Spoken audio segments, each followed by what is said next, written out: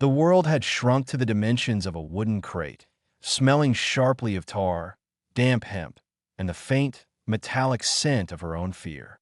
Miss Alara Vane, formerly of the esteemed and utterly suffocating Vane family of Mayfair, drew her knees tighter to her chest, tried to make herself smaller than the shadows she hid amongst. The hold of the sea serpent was a cavern of echoing groans and creaks, a symphony of ship coming violently to life. Every shout from above, every thunderous footfall on the deck, sent a fresh jolt of terror through her. She had planned this with the desperate precision of a prisoner plotting an escape, which in truth she was. Her prison had been gilded, its bars made of expectation, and its lock forged by her uncle's greed. Lord Harrington's proposition, no, his decree, that she marry the repulsive, debt-ridden Viscount Mortimer had been delivered with the same finality as a judge's sentence. The Viscount's clammy hands, his predatory gaze that lingered on her inheritance, the prospect of a life as his broodmare and social ornament. It was a fate worse than any she could imagine facing in the bowels of a ship. So, she had chosen the ship. Disguised in a coarse pair of trousers and a worn sailor's jacket pilfered from a drunken stable boy, her vibrant auburn hair hacked short and stuffed under a cap, she had slipped into the chaotic throng of dockworkers loading the Sea Serpent. The vessel, bound for the fabled Orient, for Singapore, Canton, and ports of spice and mystery, was her only chance. She had chosen it for its reputation for speed and its notoriously private captain, a man known only as Captain Thorne, a figure of rumor and intimidation. A man, she reasoned, who would be too busy to bother with a lone stowaway for long. A sudden, violent lurch sent her slamming against the crate. The ship was moving, truly, irrevocably moving. The Thames was giving way to the Channel, and England was receding into a gray smudge on the horizon. A sob, equal parts terror and triumph, caught at her throat. She was free, but freedom, she was quickly learning, was a cold, dark, and profoundly uncomfortable state. For 2 days, she survived on the meager provisions she had brought: a hard loaf of bread, a wedge of cheese, and a small skin of water. She learned the rhythms of the ship, venturing from her hiding place only during the quietest hours of the middle watch to use the necessary bucket and stretch her aching limbs. The sheer scale of the vessel was daunting. The hold was a labyrinth of cargo, crates of muskets, bolts of Lancashire cotton, and strange, fragrant woods, all destined for exotic markets. It was on the 3rd day that her luck ran out. Her water was gone, and a fierce thirst clawed at her throat. Creeping towards a known water barrel, she misjudged the ship's roll. Her foot caught on a coil of rope, and she fell with a cry she couldn't suppress, landing hard in a shaft of pale light filtering through a grate. A shadow fell over her, immense and blocking the light. Well, now, a voice rumbled, deep and laced with a dangerous calm that was more frightening than any shout. "What do we have here?" She looked up, her heart hammering against her ribs like a trapped bird. The man standing over her was not merely tall. He was broad, his shoulders filling the space.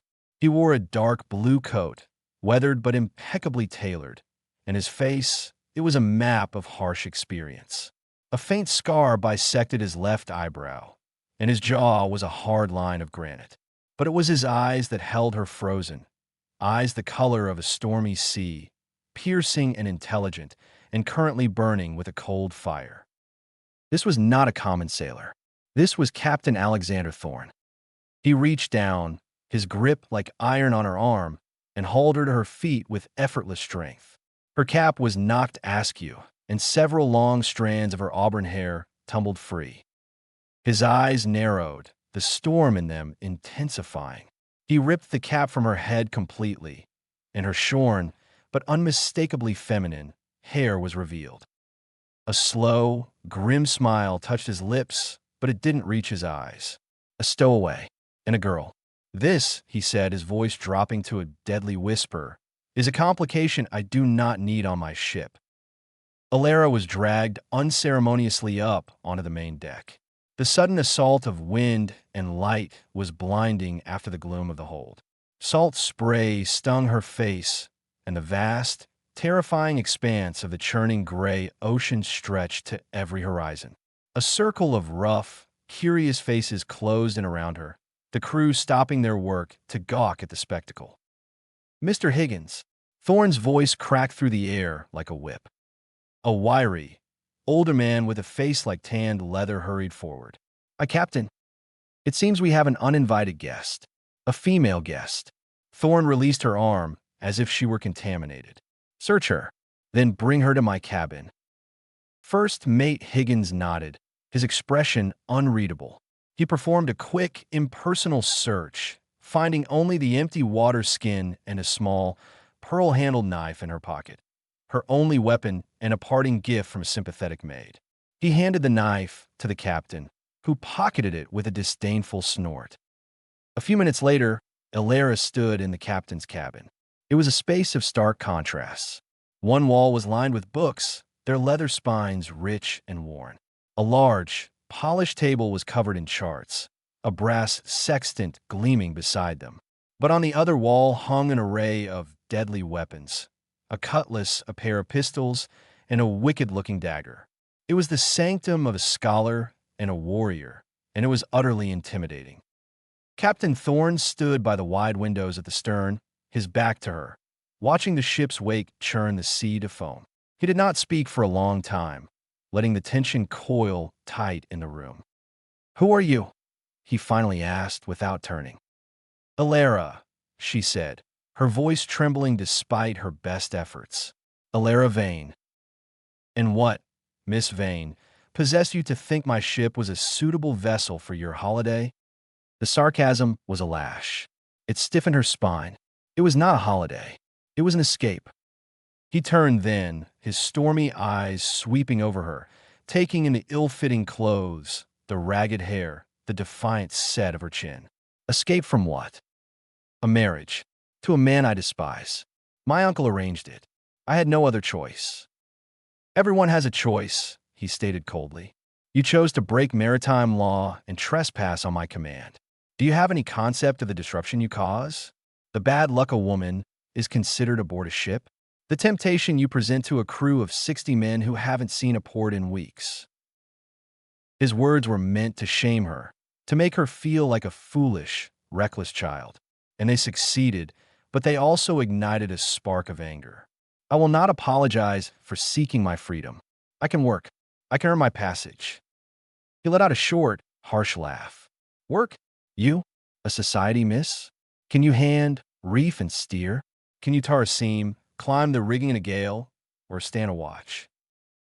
"I can learn," she shot back, her chin lifting higher.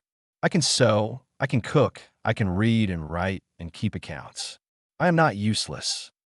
His gaze lingered on her, calculating. He walked to his desk and picked up her pearl-handled knife, turning it over in his hands. "Fine," he said, his tone shifting to one of cold pragmatism. "You will work for your passage, but not as a lady's companion. You will work as a member of this crew. You will report to the cook, a man named Cookie. You will scrub decks, peel potatoes, mend sails, and empty slop buckets. You will be paid no wages, and you will be afforded no special treatment. You will sleep in the sick bay, which I will have secured, and you will be locked in at night for your own safety. You will speak to no one unless it pertains to your duties. And the moment you become more trouble than you are worth, or the moment we make port in Singapore, you are off my ship. Is that understood?" It was a brutal proposal. It was a sentence to months of hard labor. But it was not a return to Viscount Mortimer. Elara met his gaze, the storm in his eyes meeting the fire in hers. "Understood, Captain. Then we have an accord." He gestured to the door. "Mr. Higgins will show you to Cookie. Welcome to the Sea Serpent, Miss Vane. I suggest you do not disappoint me." The next weeks were a trial by fire, or more accurately, by salt water, lye soap, and sheer exhaustion. Cookie, a grizzled old Scot with a surprising kindness in his eyes, took pity on her. He assigned her the most menial tasks, but showed her how to do them without completely destroying her hands. Her world became a cycle of backbreaking labor. She scrubbed the deck until her knees were raw and her back screamed in protest. She peeled mountains of potatoes until her fingers were numb. She learned the complex, terrifying geography of the ship, from the forecastle to the quarterdeck, always careful to avoid the captain's path. Captain Thorne was a ghost and a god. He was everywhere, his voice a constant presence on the deck, his tall figure always at the periphery of her vision. He was a demanding, exacting commander, but a fair one. She never saw him strike a man, but a single word from him could make the bulliest sailor quail. He was respected, even feared, but not loved. Alara, christened Spindle by the crew for her initially clumsy attempts at sail mending, slowly earned a measure of their grudging acceptance. She was too stubborn to quit. When a bucket of slops was too heavy, she dragged it. When a rope burned her palms, she wrapped them in rags and kept working. She never complained, never asked for help. The society miss was being stripped away, layer by layer, revealing a core of resilient steel beneath. One afternoon, a sudden squall hit. The sky turned an ugly greenish black, and the sea became a raging monster. The crew scrambled to reef the sails, their shouts torn away by the howling wind. Alara was ordered below, but as she passed the galley, she saw Cookie struggling to secure his pots as the ship pitched violently. Without a second thought, she plunged inside, bracing herself against the heaving deck.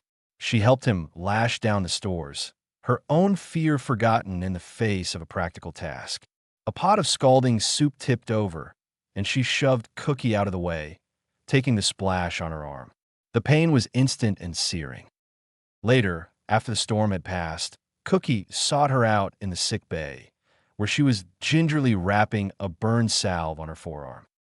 "Lass," he said, his voice gruff, "you didn't have to do that."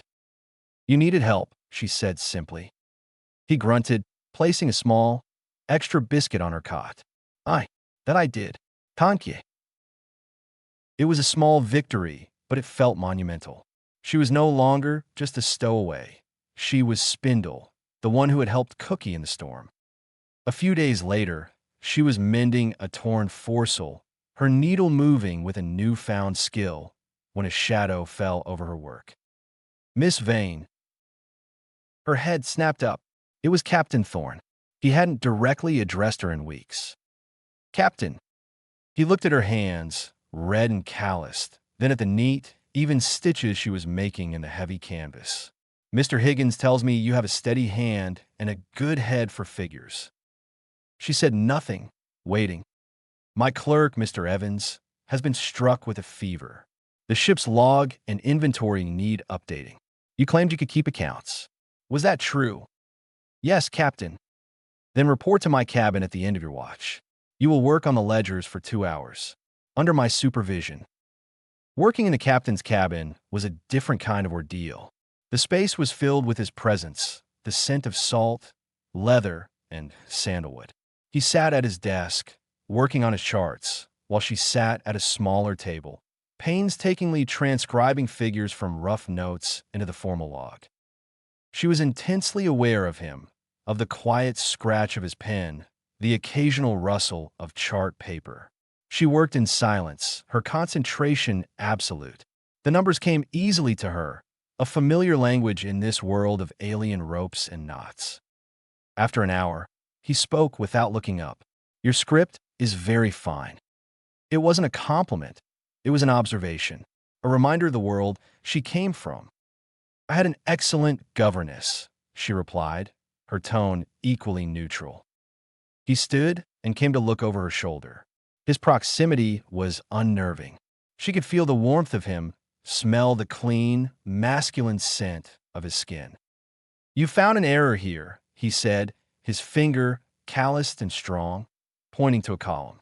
"Evans always transposed those numbers. I never mentioned it. It was a test." She looked up, meeting his gaze. The storm in his eyes had quieted to a thoughtful gray. "Did I pass, Captain?" A flicker of something, amusement, perhaps, or respect, crossed his features. "You did." From that day on, her duties were split. Mornings were for physical labor, afternoons for clerical work in the captain's cabin. The silent supervision gradually gave way to occasional conversation. "Why the Orient?" she asked him one day, emboldened by the relative normality of their interaction. He finished plotting a course before answering. "Freedom," he said, echoing her own word back to her. "Out here, a man is judged by his skill and his nerve, not by his name or his connections. The sea doesn't care if you're a lord or a pauper. It only cares if you are strong enough to master it."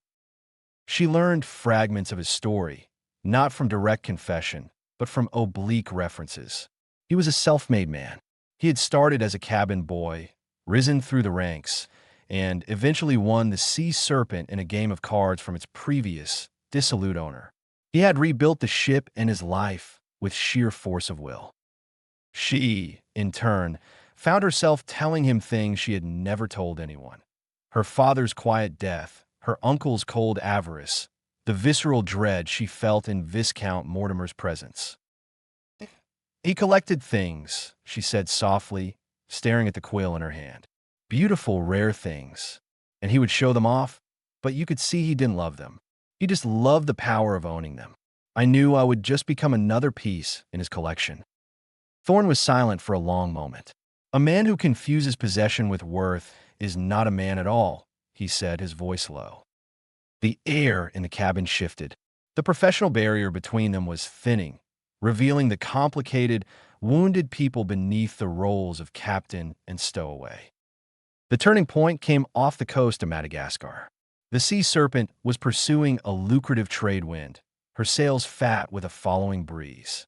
Alara had just finished her work in the cabin and was on her way to the galley when the cry came from the crow's nest. "Sail! Sail to the east!" The word that followed turned the blood in her veins to ice. "Pirates!" Chaos erupted. Captain Thorn was on deck in an instant, his voice a calm, commanding center in the storm of panic. "Beat to quarters! All hands! Mr. Higgins, run out the guns!" The Sea Serpent was a merchantman, but she was built for speed and armed for defense. 9-pounder cannons were rolled out from their ports, their grim muzzles pointing towards the horizon. Alara stood frozen by the companionway, watching the sleek, low-slung vessel with its dark sails gain on them with terrifying speed. "Miss Vane!" Thorn's voice cut through her paralysis. "Get below to the orlop deck. Now!" But as she turned to go, the first broadside roared. The world dissolved into thunder and splintering wood. The ship shuddered violently. A shower of splinters erupted from the mainmast, and one, long and sharp as a dagger, shot through the air and embedded itself in the fleshy part of her thigh. She cried out, collapsing to the deck. White-hot pain blinded her. Through a haze, she saw Captain Thorn's face appear above her. His expression, always so controlled, was stark with an emotion she couldn't name. "Alara." He didn't call her Miss Vane. He used her name. He knelt, his hands firm on her leg. "This will hurt." In one swift motion, he pulled the splinter out. She screamed, the world swimming in and out of focus.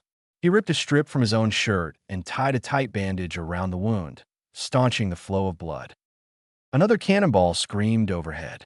He looked from her pale face to the approaching pirate ship, his decision made in an instant.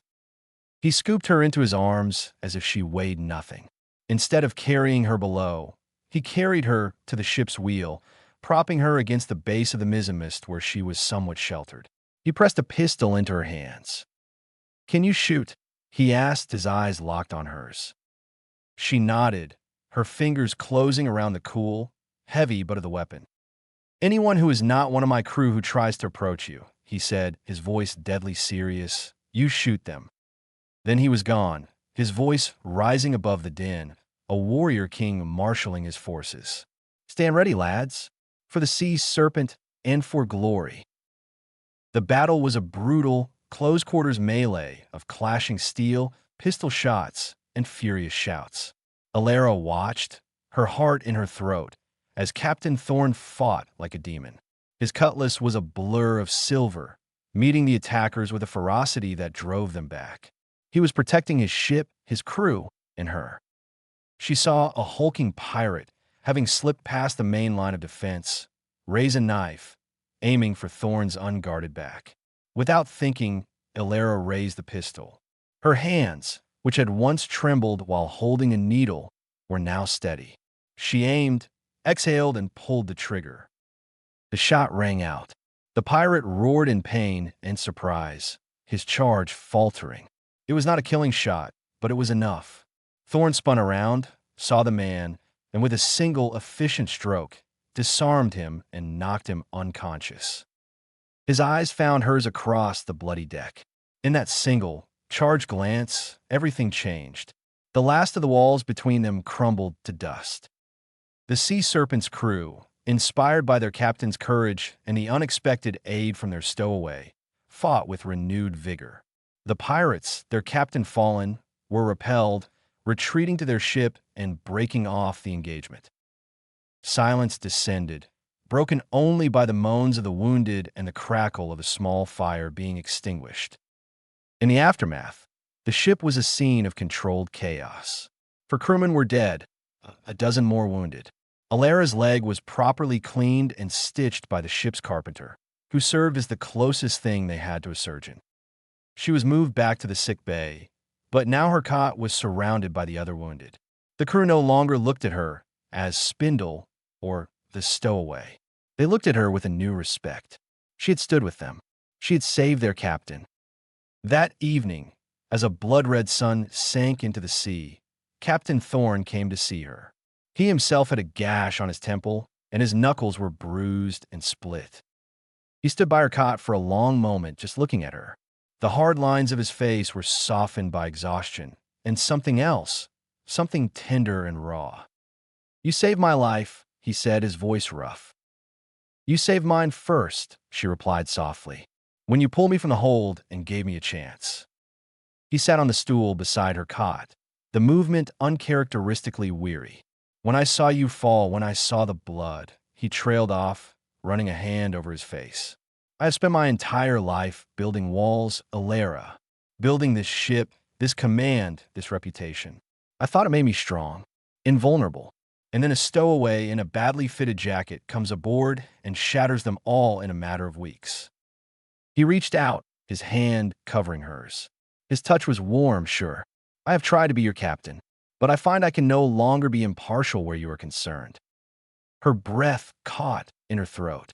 "Alexander," she whispered, his name feeling foreign and perfect on her tongue. "When we reach Singapore," he said, his stormy eyes holding hers, "my offer to put you off the ship still stands. But it is no longer what I want. What I want is for you to stay. Not as a crewman, not as a stowaway, but as my partner, my equal, my wife." Tears welled in her eyes, not of sadness, but of a joy so profound it was almost painful. The society miss who had run away to escape a marriage of convenience was now being offered a marriage of passion, of respect, of shared strength. "Yes," she said, her voice clear and sure. "1,000 times yes." He leaned forward and kissed her, a slow, deep kiss that tasted of salt, of promise, and of a future she had never dared to dream of. The remainder of the voyage was a different world. Ilera's leg healed, and though she still performed her duties, her relationship with the captain was now an open secret, accepted and even celebrated by the crew. The formidable Captain Thorn was seen to smile. He was heard to laugh. Love had not softened his command, but it had humanized him. They spent their evenings in his cabin, talking of the future. They would not just be traders, they would be explorers.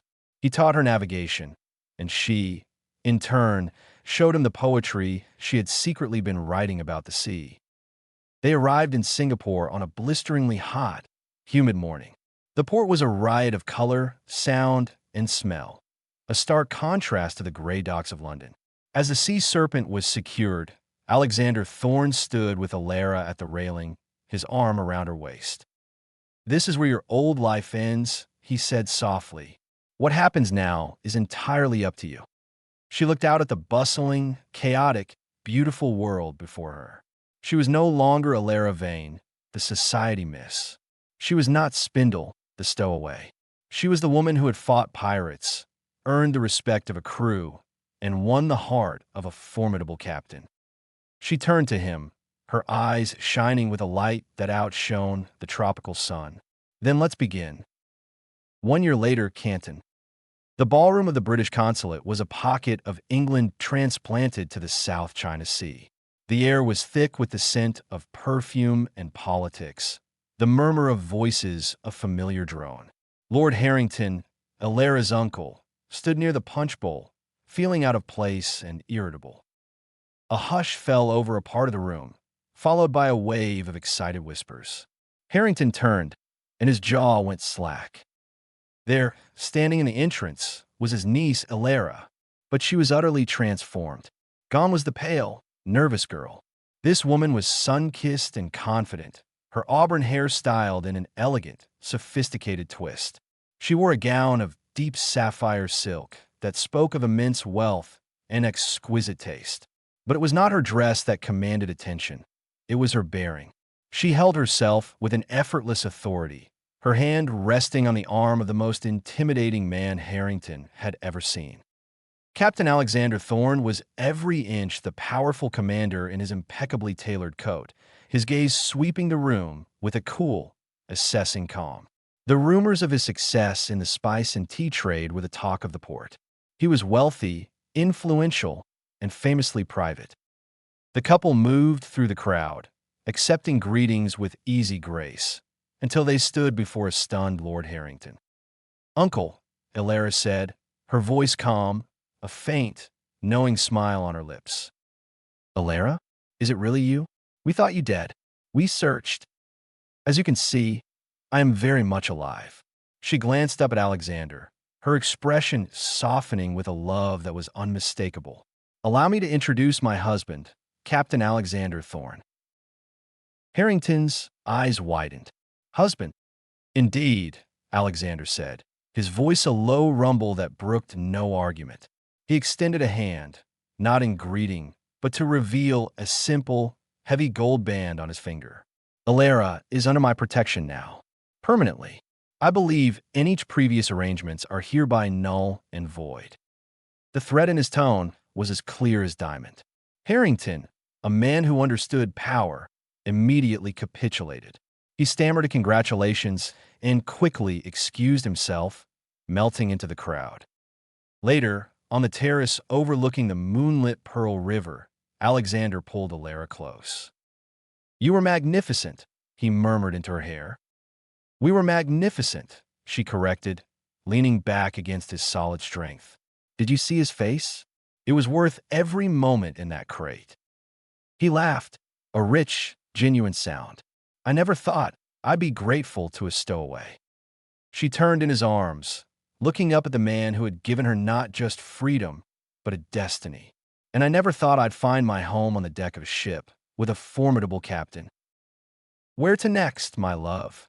he asked, his stormy eyes now calm and full of adoration. "The world is ours." Alara smiled, a fearless, joyful smile. "Wherever the wind takes us."